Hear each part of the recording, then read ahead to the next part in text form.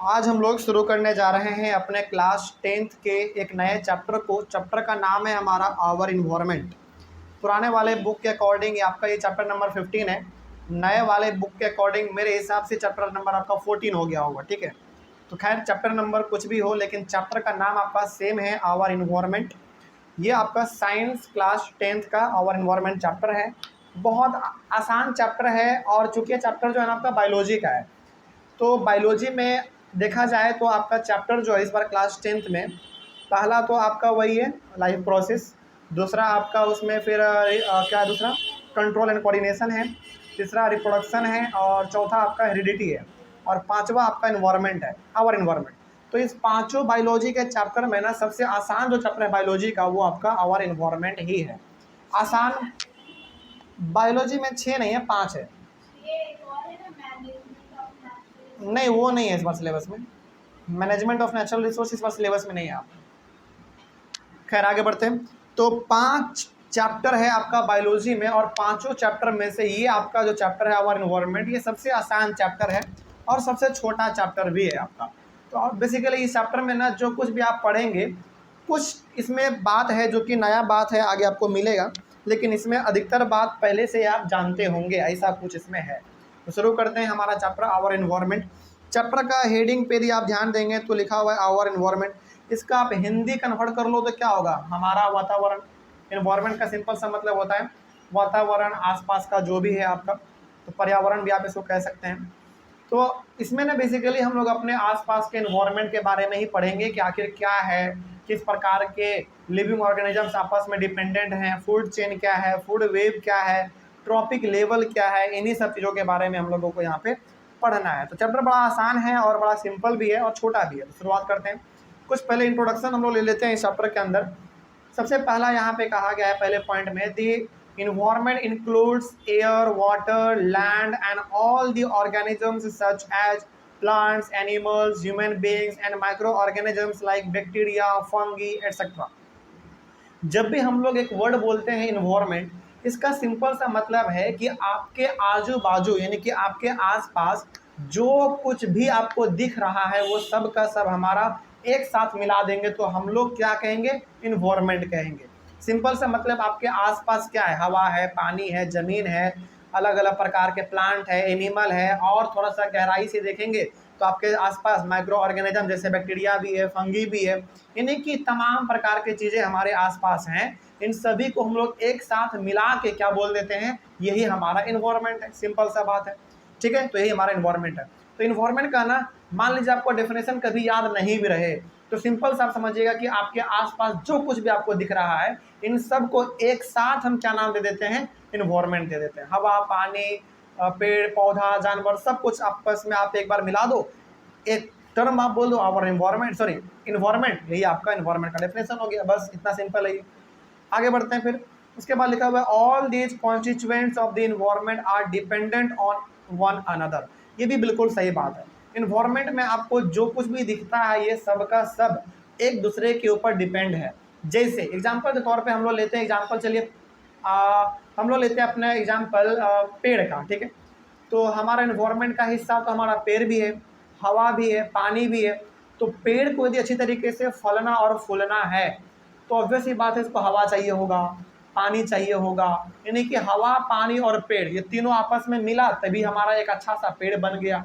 तो यहाँ पे बेसिकली समझाना आपको ये चाह रहे हैं कि इस इन्वायरमेंट में जो कुछ भी आपको दिख रहा है सब का सब एक दूसरे से आपस में कनेक्टेड है, डायरेक्टली या फिर इनडायरेक्टली सब एक दूसरे से आपस में इंटरलिंक है, यानी कि कनेक्टेड है। आगे बढ़ते हैं। फिर so all the constituents of, constituents का मतलब जिन जिन चीज़ों से मिलकर हमारा इन्वायरमेंट बना है, जैसे हमारा हवा, पानी, पेड़ पौधा, जानवर, ये सब हमारा कॉन्स्टिट्यूएंट कहलाएगा। आगे so all the constituents of environment interact with one another and maintain a balance in the environment in a natural way. तो ये तमाम प्रकार की चीज़ें, हवा, पानी, पेड़ पौधे, जानवर, ये सब का सब आपस में इंटरैक्ट करते हैं दूसरे से, यानी कि आपस में सब एक दूसरे से मिले हुए हैं, जुड़े हुए हैं, और ये सब मिल के आपस में एक बैलेंस को मेंटेन करते हैं हमारे इन्वायरमेंट में, तभी हमारा जो जीवन है अच्छी तरीके से हम लोग इन्वायरमेंट में जी पाते हैं।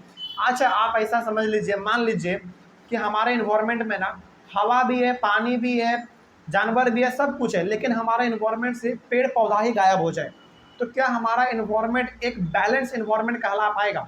बिल्कुल नहीं कहला पाएगा, क्योंकि इन्वायरमेंट में पेड़ पौधों का भी होना बहुत ही ज़रूरी है। तो यहाँ पे हम एक लाइन में ये कह सकते हैं कि हमारे जितने भी इन्वायरमेंट के कंपोनेंट है या फिर कॉन्स्टिट्यूएंट्स है, जैसे हवा, पानी, पेड़ पौधे, जानवर, जो कुछ भी है, सब एक दूसरे से आपस में कनेक्टेड हैं और इस तरीके से कनेक्टेड हैं कि ये सभी मिल के एक बैलेंस प्रोवाइड करते हैं इन्वायरमेंट में, और उसी इन्वायरमेंट में हम लोग अपने लाइफ को स्पेंड कर पाते हैं, जी पाते हैं, वो भी एक नेचुरल तरीके से। ठीक है, आगे बढ़ते हैं फिर। और यहाँ पे ना आप थोड़ा सा आप ये भी समझ लीजिए कि इन्वायरमेंट में यदि एक भी चीज़ यदि गड़बड़ा गया तो हमारा पूरा इन्वायरमेंट नष्ट हो जाएगा। अच्छा, आप इसको ना आप ऐसे भी समझिए, चलिए आप इसको ऐसे समझिए कि चलिए आप एक बात समझिए पहले। यदि हम लोग अपने इन्वायरमेंट से चींटी को गायब कर दें, चींटी, एंट, चींटी को, क्या हमारा ये पृथ्वी सस्टेन कर पाएगा? बिल्कुल नहीं। आपको लग रहा होगा कि सर इस पृथ्वी से चींटी हम गायब कर देंगे तो हमारे जीवन पर उसका क्या असर पड़ेगा? कुछ असर नहीं पड़ेगा। बिल्कुल गलत बात है। चींटी भी हमारे लाइफ में एक बहुत बड़ा अहम रोल प्ले करता है। आप इस पृथ्वी से चींटी को गायब कर दो, इस संसार को खत्म होने में मुश्किल से मुश्किल 100 साल लगेगा, बस खत्म हो जाएगा। इसका मतलब कि इस इन्वायरमेंट में जो कुछ भी आपको दिख रहा है सभी का यहाँ पे होना बहुत ज़रूरी है। यहाँ तक कि हमारा जो माइक्रो ऑर्गेनिज्म है, बैक्टीरिया, फंगी, वायरस, जो कुछ भी है, इन सभी को भी हम लोग यदि कम्प्लीटली गायब कर दे, पृथ्वी से गायब कर दे, तो हमारा लाइफ बिल्कुल खतरे पे पड़ जाएगा। तो इन सभी का होना हमारे लिए बहुत इंपॉर्टेंट है। तो बेसिकली मोटे मोटे तौर पे एक लाइन में ये कहा जा सकता है कि इन्वायरमेंट में हमारे पास तमाम प्रकार की चीज़ें हैं और हर एक दूसरे से जुड़ा हुआ है और हर चीज़ हमारे जीने के लिए कंपलसरी है, ज़रूरी है।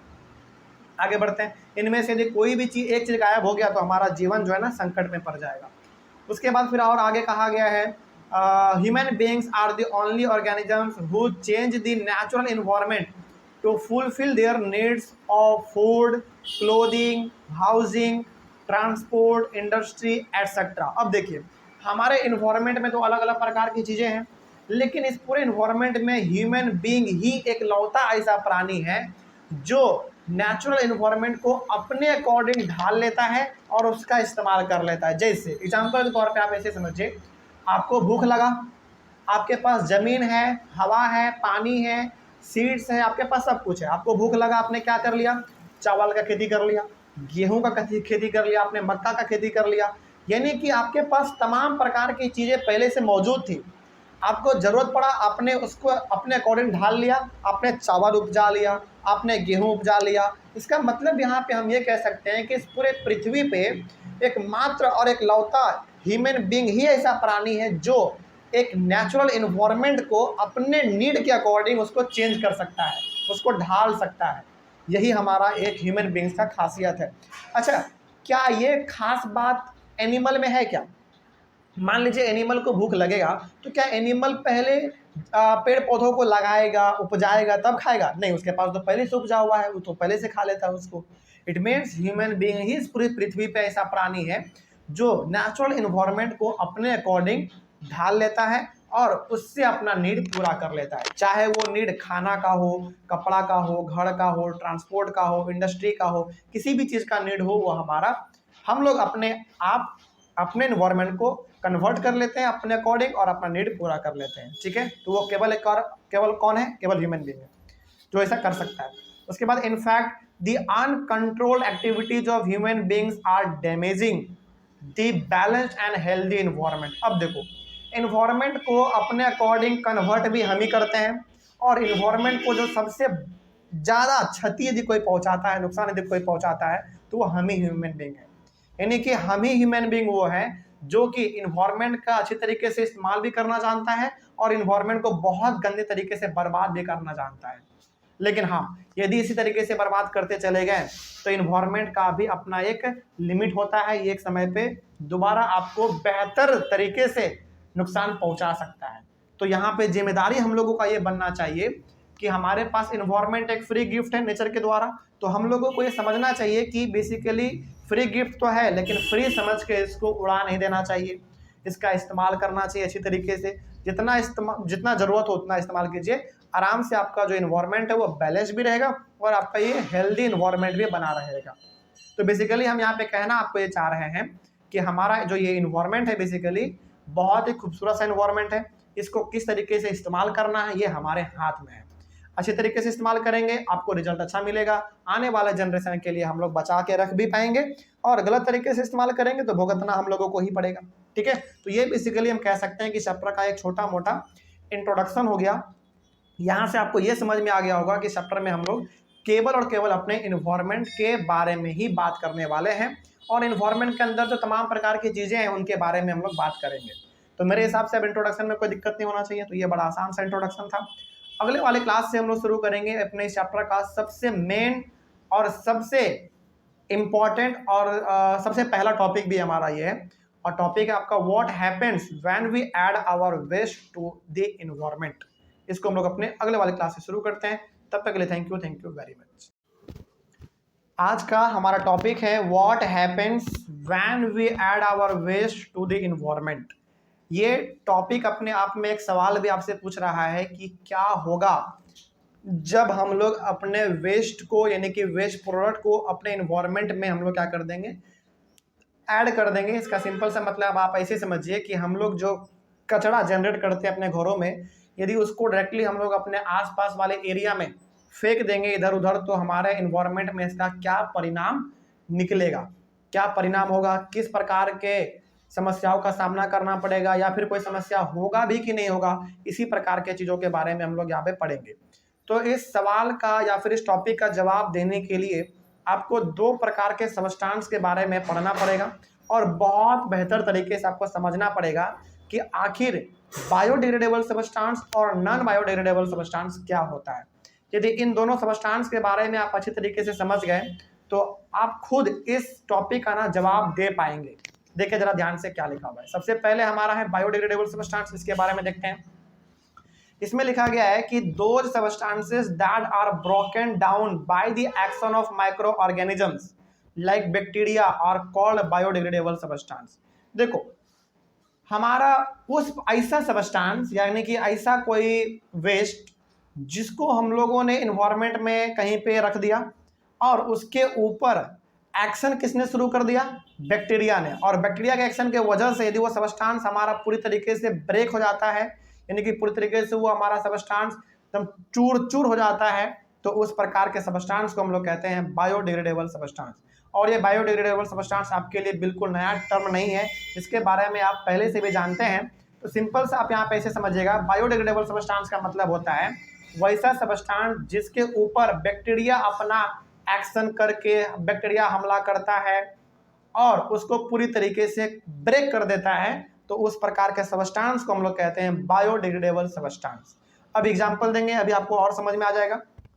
Biodegradable substances do not pollute the environment. Biodegradable substance environment को जरा सा भी पोल्यूट नहीं करता है। इसका एग्जांपल अभी बताते हैं आपको, तुरंत आप इसको रिलेट भी कर पाएंगे। Examples of biodegradable substances are cattle dung. Cattle dung का मतलब वही हो गया हमारा गोबर, उसके बाद फिर leather, tea leaves, wool, paper, wheat, would, cotton, grass etcetera. ये अलग अलग प्रकार के जो हमने यहाँ पे सबस्टांस लिख रखे हैं, ये सबका सब आपका बायोडिग्रेडेबल सबस्टांस का एग्जाम्पल है। यानी कि इन सब को यदि हम इन्वायरमेंट में कहीं एक जगह पर रख भी देंगे ना, तो इसके ऊपर बैक्टीरिया अपना हमला करेगा और इसको बहुत ही छोटे छोटे टुकड़ों में कन्वर्ट कर देगा, और इतने छोटे टुकड़ों में कन्वर्ट कर देगा कि वो बाद में जाके खाद या फिर मिट्टी का रूप ले लेगा। तो इससे क्या हमारा इन्वायरमेंट पोल्यूट हुआ? बिल्कुल भी नहीं हुआ। यहाँ तक कि ना इससे हमारा नेचुरल खाद भी तैयार होता है। बताते हैं कैसे। मान लीजिए कि आप डेली अपने घर में ना कचरा जनरेट करते हैं। दो प्रकार का आपके घर में कचरा लगभग डेली जनरेट होता होगा। एक होता होगा आपके घर में प्लास्टिक, और एक होता होगा आपके घर में जो आपकी मम्मी किचन में जो सब्जी से बनाती होंगी, जैसे कद्दू का छिलका हो गया, प्याज का छिलका हो गया, आलू का छिलका हो गया, खीरा का छिलका हो गया। उसी प्रकार से यदि आपके घर में गार्डन है या फिर आसपास बाग बगीचा है, पेड़ पौधा है, तो उसका पेड़ पौधा हो गया, सॉरी उसका पत्ता हो गया, उसका टहनी हो गया। बेसिकली आपके घर में जो किचन से वेस्ट निकलता है, अलग अलग प्रकार के सब्जी का छिलका, वो हो गया। फिर से पेड़ पौधों का पत्ता, उसका टहनी, इन सभी को यदि आप एक जगह पर इकट्ठा करके ज़मीन के नीचे दफन कर देंगे ना, और उसको 2-3 महीने के बाद आप दोबारा खोद के देखेंगे तो आपको मिलेगा कि वो बिल्कुल एक खाद का रूप ले चुका है। इसका मतलब है कि ज़मीन के अंदर जब आपने उसको दफन किया तो ज़मीन के अंदर पहले से बैक्टीरिया प्रेजेंट था।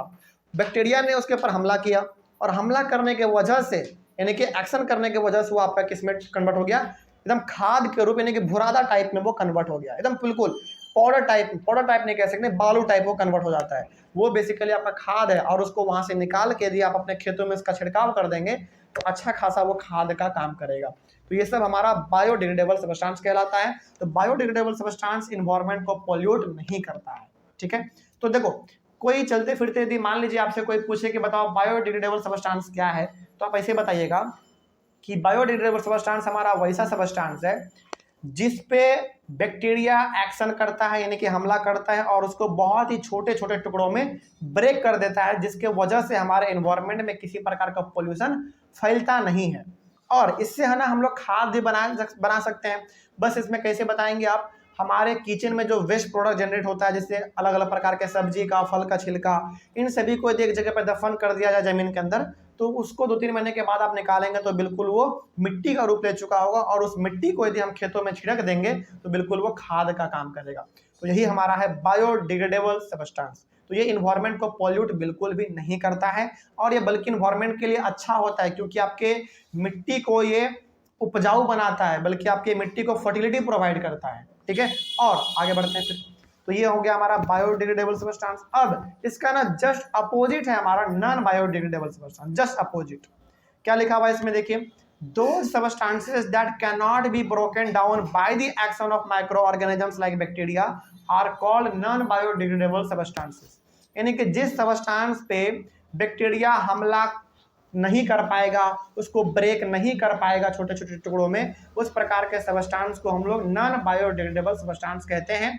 यानी कि इस प्रकार के सबस्टेंस पे किसी भी प्रकार के माइक्रो ऑर्गेनिज्म का कोई असर नहीं पड़ता है। और नॉन बायोडिग्रेडेबल सबस्टेंस जो है ये इन्वायरमेंट को पॉल्यूट करता है, यानी कि इन्वायरमेंट को ये प्रदूषित करता है। एग्जाम्पल देंगे, अभी आपको समझ में आएगा। Examples of non biodegradable substances are polythene bags, ball pen refill, glass, iron nail, silver foil etcetera. ये सब का सब आपका नॉन बायोडिग्रेडेबल सबस्टेंस का एग्जाम्पल है। और इसमें सबसे रोचक कहानी तो हमारा यहाँ पे प्लास्टिक बैग को लेकर है। प्लास्टिक बैग, ऐसा कहा जाता है कि यदि आप एक प्लास्टिक बैग को जमीन में दफन करेंगे ना, उसको ब्रेक होने में, यानी कि उसको छोटे छोटे टुकड़ों में कन्वर्ट होने में लाखों लाख साल लग जाते हैं। इट मीन्स जब तक ये आपके ज़मीन में रहेगा तब तक आपका हजारों हजार जनरेशन पार हो जाएगा। इसके बावजूद भी पॉलीथीन बैग आपका मिट्टी में नहीं कन्वर्ट हो पाएगा। तो बताइए यहाँ पे ज़्यादा हमारे एनवायरनमेंट के लिए फ़ायदेमंद कौन है, बायोडिग्रेडेबल या नॉन बायोडिग्रेडेबल? बायोडिग्रेडेबल ऑब्वियसली, क्योंकि ये हमारे एनवायरनमेंट को पोल्यूट नहीं करता है, बल्कि ये हमारे मिट्टी को फर्टिलिटी प्रोवाइड करता है, ठीक है।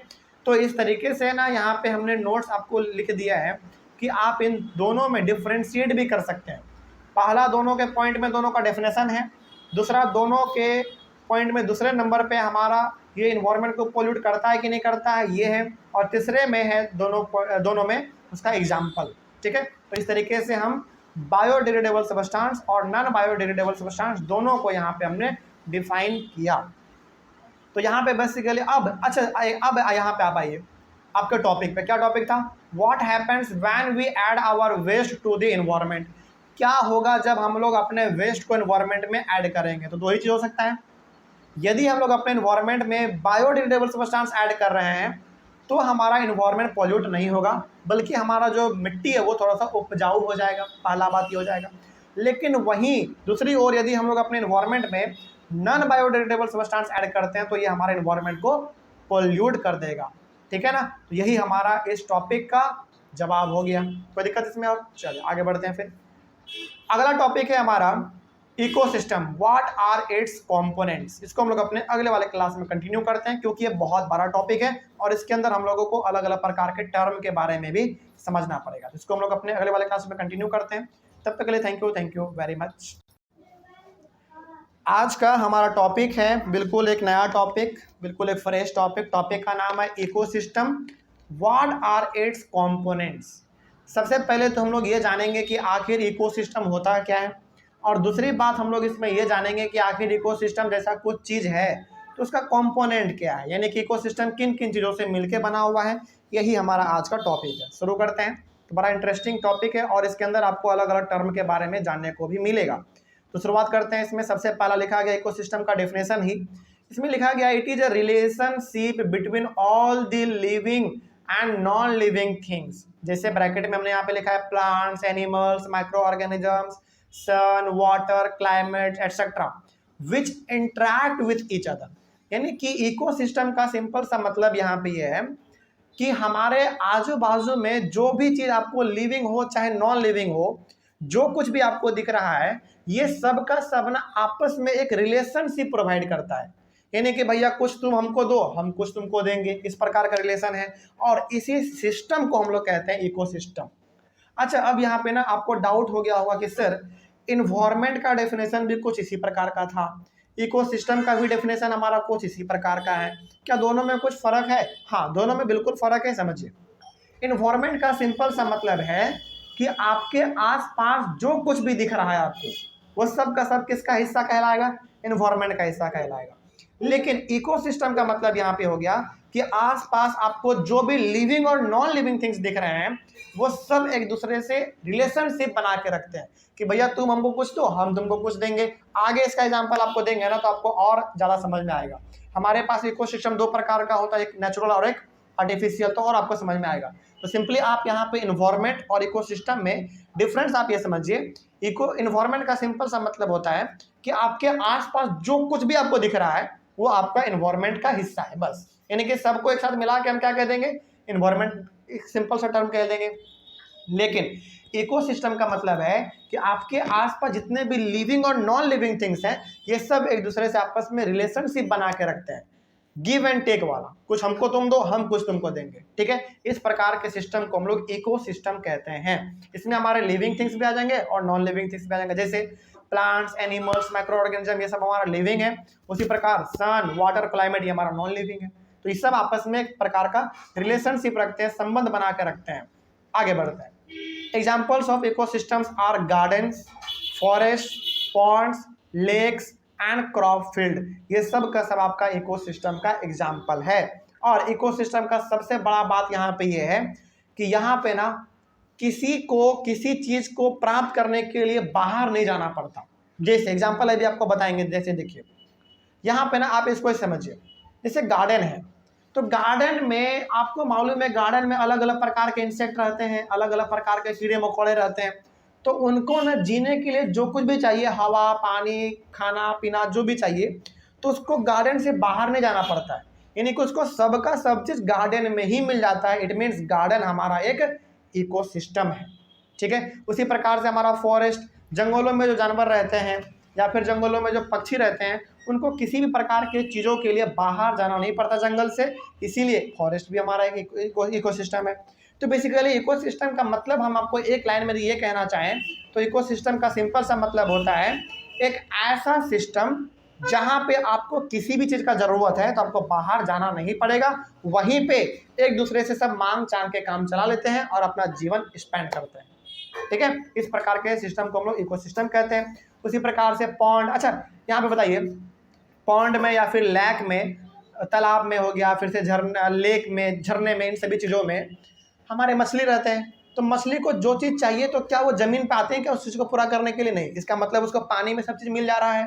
तो पानी भी, यानी कि पॉन्ड हो गया, लेक हो गया, रिवर हो गया, सी हो गया, ये सब का सब अपने आप में एक इकोसिस्टम है। तो इकोसिस्टम का मतलब एक ऐसा सराउंडिंग, एक ऐसा माहौल जहाँ पे आपको जिस चीज़ का ज़रूरत है वो आपको वहीं पे मिल जाएगा, उस चीज़ को प्राप्त करने के लिए आपको बाहर नहीं जाना पड़ेगा। यही फ़र्क है हमारा इकोसिस्टम और इन्वायरमेंट में, ठीक है। आगे बढ़ते हैं। अच्छा, क्रॉप फील्ड, क्रॉप फील्ड भी हमारा एक इकोसिस्टम है, क्योंकि क्रॉप फील्ड में भी हमारे अलग अलग प्रकार के इंसेक्ट रहते हैं, कीड़े मकोड़े रहते हैं, उनको जो चीज़ चाहिए उसको उसी में मिल जाता है। तो ये भी हमारा एक इकोसिस्टम का एग्जाम्पल है। आगे बढ़ते हैं फिर।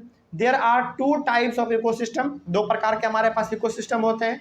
पहला है नेचुरल इकोसिस्टम और दूसरा हमारा है ह्यूमन मेड इकोसिस्टम। और ह्यूमन मेड इकोसिस्टम को हम लोग आर्टिफिशियल इकोसिस्टम भी कहते हैं। दोनों नाम से जानते हैं, आपको जो अच्छा लगे आप वो बोल लीजिएगा। अब नेचुरल इकोसिस्टम क्या है, ह्यूमन मेड इकोसिस्टम क्या है, चलिए इन दोनों के बारे में जानते हैं। नाम से मालूम चल रहा है बिल्कुल। तो नेचुरल इकोसिस्टम क्या होता है, देखिए those ecosystems which are made naturally are called natural ecosystem. वैसा इकोसिस्टम, वैसा सराउंडिंग जो कि नेचुरली बना है, उस प्रकार के सराउंडिंग को, उस प्रकार के सिस्टम को हम लोग नेचुरल इकोसिस्टम कहते हैं। इसका एग्जांपल देखिए, जैसे examples of natural ecosystems are forest, ponds, lakes, ये सब का सब हमारा नेचुरल इकोसिस्टम है। क्योंकि यहाँ पे जो भी कीड़े मकोड़े या फिर जो भी जानवर रहेंगे, जानवर मतलब मछली उछली जो भी रहेंगे, वो बेसिकली नेचुरल एनवायरनमेंट में रह रहे हैं और इसको जो भी चीज़ चाहिए इसको वहीं पे मिल जा रहा है, बाहर इसको जाना नहीं पड़ता है। तो ये हमारा नेचुरल इकोसिस्टम का एग्जाम्पल हो गया। उसके बाद है ह्यूमन मेड इकोसिस्टम, यानी कि आर्टिफिशियल इकोसिस्टम भी आप इसको कह सकते हैं। तो those ecosystems which are made by human are called human made ecosystem. तो वैसा इकोसिस्टम जो कि ह्यूमन के द्वारा बनाया जाए, यानी कि इंसान के द्वारा बनाया जाए, उस प्रकार के सिस्टम को, यानी कि उस प्रकार के सराउंडिंग को हम लोग कहते हैं ह्यूमन मेड, यानी कि आर्टिफिशियल इकोसिस्टम। इसका एग्जांपल देखिए, आप ज़्यादा कर पाएंगे। Examples of human made ecosystems are gardens and crop field. ये भी हमारा एक ह्यूमन मेड इकोसिस्टम का एग्जांपल है। जैसे गार्डन, क्रॉप फील्ड, ये कौन लगाता है, ह्यूमन बीइंग लगाता है। इसमें जो भी हमारे कीड़े मकोड़े या फिर जो भी जानवर रहेंगे उसको किसी भी चीज़ के लिए बाहर नहीं जाना पड़ता है, इसको उसी सराउंडिंग में मिल जाता है। तो ये हो गया हमारा इकोसिस्टम। अच्छा, यहाँ पे ना एक बात बताइए, क्या हम लोग भी एक इकोसिस्टम में रह रहे हैं? बिल्कुल रह रहे हैं। इसका मतलब हो गया कि हम इंसान को जो चीज़ जीने के लिए चाहिए वो पृथ्वी पे मिल जा रहा है, बाहर नहीं जाना पड़ रहा है। इट मीन्स हम ह्यूमन बीइंग भी अपने एक इकोसिस्टम में अपने जीवन को व्यतीत कर रहे हैं। अच्छा, एक और यहाँ पे हम आपको बताना चाहेंगे, एक्वेरियम। एक्वेरियम जहाँ पे हम लोग अपने घरों में मछली पालते हैं ना, छोटा सा शीशा जैसा होता है, बताइए वो कैसा एग्जाम्पल है, नेचुरल इकोसिस्टम या human made ecosystem? Human made, क्योंकि एक्वेरियम तो हमने खुद बनाया, यानी कि शीशा वाला स्ट्रक्चर हमने बनाया, उसके अंदर पानी हमने डाला, लाइटिंग किया हमने, और मछली हमने खुद जाके उसमें डाला, तब जाके वो मछली उसमें रह पा रहा है, और उसको जो हम भोजन दे रहे हैं वो हम खुद दे रहे हैं। इट मीन्स एक्वेरियम भी हमारा एक ह्यूमन मेड इकोसिस्टम का एग्जाम्पल हो सकता है। अच्छा, वो ना सबसे अच्छा एग्जाम्पल है समझने के लिए इकोसिस्टम को। उस एक्वेरियम में जो मछली रहता है उसको किसी प्रकार के जरूरत को पूरा करने के लिए क्या एक्वेरियम से बाहर निकलना पड़ता है क्या? नहीं। उसको भोजन चाहिए हम दे देते हैं, हवा चाहिए वो खुद ले लेता है, पानी चाहिए पानी में तो वो खुद है। इट मीन्स ये हमारा एक अच्छा एग्जाम्पल था इकोसिस्टम को समझने का। तो इकोसिस्टम का सिंपल सा मतलब आप ये समझिएगा, एक ऐसा माहौल, एक ऐसा सराउंडिंग, एक ऐसा सिस्टम जहाँ पे जो लिविंग थिंग्स रह रहा है उसको किसी भी चीज़ के पूर्ति के लिए बाहर निकलना नहीं पड़ता है। उस प्रकार के सिस्टम को, उस प्रकार के सराउंडिंग को हम लोग इकोसिस्टम कहते हैं। और दो प्रकार का हमारा होता है, एक नेचुरल और एक ह्यूमन मेड, यानी कि आर्टिफिशियल। चलिए आगे बढ़ते हैं, अब तो इसमें कोई दिक्कत नहीं है, आगे बढ़ते हैं। अच्छा, टॉपिक पे यदि आप ध्यान से गौर करेंगे ना, लिखा हुआ था ecosystem, what are its components. Ecosystem क्या होता है ये तो हम जान चुके हैं। अब इकोसिस्टम का कंपोनेंट क्या है, यानी कि इकोसिस्टम किन चीज़ों से मिलकर बना हुआ है उसको भी देख लेते हैं। देखिए, all the ecosystems are made up of two main components, biotic components and abiotic components। इस दुनिया में जितने भी इकोसिस्टम है, हालांकि दो ही प्रकार के इकोसिस्टम है, एक नेचुरल और एक आर्टिफिशियल, ये दो ही कंपोनेंट से मिलके बने हुए हैं। पहला कंपोनेंट है बायोटिक कंपोनेंट और दूसरा कंपोनेंट है अबायोटिक कंपोनेंट। ओके, चलिए बायोटिक कंपोनेंट क्या है इसके बारे में थोड़ा सा जान लेते हैं हम लोग। यानी कि इसका मतलब यहाँ पे कहने का मतलब ये हो गया कि जितने भी हमारे इकोसिस्टम है वो दो ही चीज़ से मिलकर बना हुआ है, या तो बायोटिक कंपोनेंट से या तो अबायोटिक कंपोनेंट से। अब सवाल है कि सर ये बायोटिक कंपोनेंट क्या है और अबायोटिक कंपोनेंट क्या है, चलिए इसके बारे में भी देख लेते हैं क्या है। पहले biotic component, biotic components means living components like plants, animals and micro organism. तो जब भी मैं आपको बोलूं बायोटिक कंपोनेंट, आप समझ लीजिएगा ये बात कर रहा है लिविंग थिंग्स का। तो ऑब्वियस ही बात है, एक इकोसिस्टम में दोनों चीज़ का होना जरूरी है, लिविंग थिंग्स का भी और नॉन लिविंग थिंग्स का भी। तो इकोसिस्टम में जो हमारा लिविंग थिंग्स है उसी को हम लोग कहते हैं बायोटिक कंपोनेंट। एग्जाम्पल पूछे तो प्लांट है, एनिमल है, माइक्रो ऑर्गेनिज्म है, ये सब का सब आपका बायोटिक कंपोनेंट है इकोसिस्टम का। अबायोटिक कंपोनेंट में हमारा क्या आ जाएगा, जैसे इसका उल्टा नॉन लिविंग थिंग्स जैसे abiotic components means non living components like sun, water, climate etcetera. तो अबायोटिक कंपोनेंट का मतलब हो गया नॉन लिविंग थिंग्स, और किसी भी इकोसिस्टम में दोनों चीज का होना बहुत ही जरूरी है, लिविंग थिंग्स भी और नॉन लिविंग थिंग्स भी, ये हर एक इकोसिस्टम के लिए कंपलसरी है। तो अब यहाँ पे आपको ये भी मालूम चल गया कि इकोसिस्टम क्या होता है, कितने प्रकार के होते हैं, और इकोसिस्टम का दो मेन कंपोनेंट कौन कौन सा है। पहला कंपोनेंट बायोटिक कंपोनेंट यानी कि लिविंग थिंग्स, और दूसरा कंपोनेंट हमारा अबायोटिक कंपोनेंट यानी कि नॉन लिविंग थिंग्स। चलिए अब इसमें कोई दिक्कत नहीं है, आगे बढ़ सकते हैं हम लोग, आगे बढ़ते हैं। अब आगे बढ़ा जाए तो इसमें लिखा गया है organisms can be classified as producers, consumers and decomposers according to the manner in which they obtain their substance from the environment. अब यहाँ पे ना आपके बुक में ऑर्गेनिजम्स को तीन अलग अलग कैटेगरी में क्लासिफाई किया गया है, तीन अलग अलग कैटेगरी में क्लासिफाई किया गया है ऑर्गेनिजम्स को। किस बेसिस पे मालूम है? इस बेसिस पे कि आखिर वो ऑर्गेनिज्म कहाँ से अपने सब्सटेंस को प्राप्त करता है, मतलब कि खाने पीने का चीज वो कहाँ से प्राप्त करता है। इस बेसिस पे ऑर्गेनिजम्स को तीन अलग अलग कैटेगरी में क्लासिफाई किया गया है। वो कौन कौन सा तीन कैटेगरी है, चलिए जानते हैं। सबसे पहला आपका प्रोड्यूसर है, दूसरा आपका कंज्यूमर है, और तीसरा आपका डिकम्पोजर है। इसके बारे में देख लेते हैं कि करके। पहला producer. Producers are the organisms which prepare their own food. Producer नाम से मालूम चल रहा है, प्रोड्यूसर हमारे वैसे ऑर्गेनिज्म होते हैं, वैसे लिविंग बींग्स होते हैं जो कि अपना भोजन अपने से बनाते हैं। नाम से मालूम चल रहा है प्रोड्यूसर मतलब जो प्रोड्यूस करेगा, लेकिन क्या प्रोड्यूस करेगा? भोजन जो अपना खुद से प्रोड्यूस करे उसको हम लोग प्रोड्यूसर कहते हैं। तो प्रोड्यूसर का सिंपल सा मतलब हो गया वैसा ऑर्गेनिज्म जो अपना भोजन अपने से बनाए, उसको हम लोग प्रोड्यूसर कहते हैं। एग्जाम्पल में हमारा क्या आ सकता है प्रोड्यूसर का? Examples of producers are all the green plants. Green plants का मतलब जितने आसपास आपके आजू बाजू में प्लांट दिख रहे हैं वो सबका सब आपका प्रोड्यूसर है। And blue green algae are producer. Blue green algae basically आपका एक माइक्रो ऑर्गेनिज्म में हम लोग इसको पढ़ते हैं, तो वो भी आपका एक प्रोड्यूसर का एग्जाम्पल है। तो प्रोड्यूसर का सिंपल सा मतलब समझिएगा कि जो अपना भोजन अपने से बनाए उसी को हम लोग प्रोड्यूसर कहते हैं। एग्जाम्पल में आपका सारा प्लांट आ जाएगा और आपका ब्लू ग्रीन एल्गे ये भी आपका आ जाएगा। अच्छा, ब्लू ग्रीन एल्गे हमारा क्या है? माइक्रो ऑर्गेनिज्म है, ठीक है, उसको हम लोग माइक्रो ऑर्गेनिज्म के कैटेगरी में डालते हैं। आगे हमारा consumer. Consumers are the organisms which consume food prepared by producer. Consumer हमारे वो ऑर्गेनिज्म होते हैं जो कि अपना भोजन अपने से तो नहीं बनाएगा, लेकिन जो भोजन प्रोड्यूसर ने बनाया था उस भोजन को ये कंज्यूम कर लेगा, ठीक है। मतलब ये हो गया कि कंज्यूमर वैसे ऑर्गेनिज्म होते हैं जो अपना भोजन अपने से नहीं बनाते हैं, तो फिर ये भोजन किसका इस्तेमाल करते हैं? उसका भोजन इस्तेमाल करेगा जो प्रोड्यूसर खुद अपना बना के रखेगा। मतलब कि प्रोड्यूसर जो अपने लिए भोजन बनाता है उस भोजन को कंज्यूमर इस्तेमाल कर लेता है, और कंज्यूमर में हम लोग भी आते हैं, है ना। जैसे हम लोगों को मन किया आम खाने का, पपीता खाने का, संतरा खाने का, तो कहाँ से खाते हैं? पेड़ पौधों से खाते हैं। तो पेड़ पौधों ने अपना भोजन अपने लिए बनाया, लेकिन हम लोग उसको खा रहे हैं। इट मीन्स हम लोग किस में आएंगे? कंज्यूमर में आएंगे। और यहाँ पे हम ये कह सकते हैं कि कंज्यूमर अपना भोजन अपने से नहीं बनाता है, कंज्यूमर डिपेंड होता है किस पे? प्रोड्यूसर, ठीक है।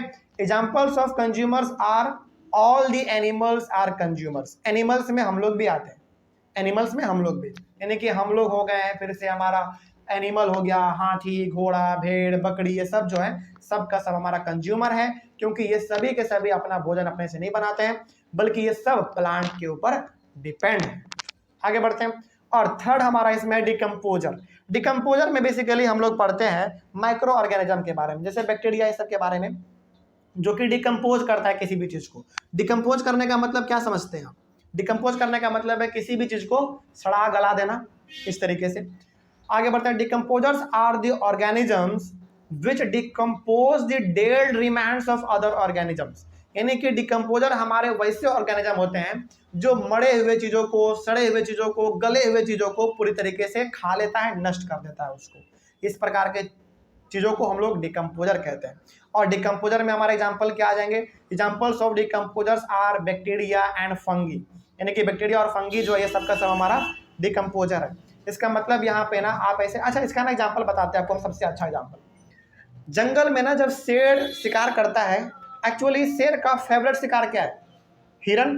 यानी कि जंगलों में जब शेर हिरण को मारता है ना, तो शेर का आदत ये होता है कि वो किसी भी जानवर को मार के पूरा नहीं खाता है, आधा खाता है वो और आधा छोड़ देता है। यानी कि शेर का ये नेचर होता है कि वो किसी भी जानवर को मारेगा ना, वो कंप्लीटली नहीं खाता है, उसका नेचर है शेर का। तो वो आधा खाया, आधा छोड़ दिया, और आधा छोड़ा जो आधा वो कौन खाएगा? दूसरा जानवर खाता है। तो वो जो खा लिया सो खा लिया, जो बच गया ना उसको आप खुद कुछ दिन के बाद देखेंगे जंगल में वो वहाँ से गायब हो चुका होता है। इसका मतलब है कि उस मरे हुए जानवर पे जो बच गया खा के, उस पर किसने हमला किया? डिकम्पोजर ने, यानी कि बैक्टीरिया हो गया, फंगी हो गया, इन सभी ने हमला किया और उन सभी ने खाया और खाते खाते वो पूरा आपका गायब हो गया। ठीक है, तो डिकम्पोजर हमारा वो ऑर्गेनिज्म होता है, लिविंग ऑर्गेनिज्म, जो कि ये भी अपना भोजन अपने से नहीं बनाता है, ये भी डिपेंड होता है किस पे? डेड रिमेन पे, मतलब कि जो मरा हुआ है उस पर ये डिपेंड होता है। तो ये हमारा हो गया डिकम्पोजर। तो यहाँ पे हम लोग ये भी कह सकते हैं कि ऑर्गेनिज्म हमारा 3 अलग अलग कैटेगरी में बटा हुआ है। इस कैटेगरी में हमने मतलब इसको हमने इसलिए बांटा है क्योंकि ये अलग अलग तरीके से अपना भोजन ऑब्टेन करता है। जैसे प्रोड्यूसर अपना भोजन अपने से बनाएगा, कंज्यूमर अपना भोजन नहीं बनाता अपने से, बल्कि वो प्रोड्यूसर पे डिपेंड रहता है। डिकम्पोजर भी अपना भोजन अपने से नहीं बनाता, लेकिन ये डिपेंड किस पे रहेगा? डेड चीज़ों पे, यानी कि मरे हुए चीज़ों पे, सड़े हुए चीज़ों पे, गले हुए चीज़ों पे ये डिपेंड रहता है। तो ये हमारा ऑर्गेनिज्म का 3 अलग अलग कैटेगरी हो गया। तो ये भी आपको समझ में आ गया। चलिए अगले वाले क्लास में हम लोग शुरू करेंगे अपना एक और नया टॉपिक जिसका नाम है फूड चेन्स एंड वेव्स। इसके लिए आपके पास एनसीईआरटी बुक होना चाहिए क्योंकि इसमें हमारे पास डायग्राम है। तो हम लोग इसको अपने अगले वाले क्लास में कंटिन्यू करेंगे। तब तक के लिए thank you very much and have a nice day.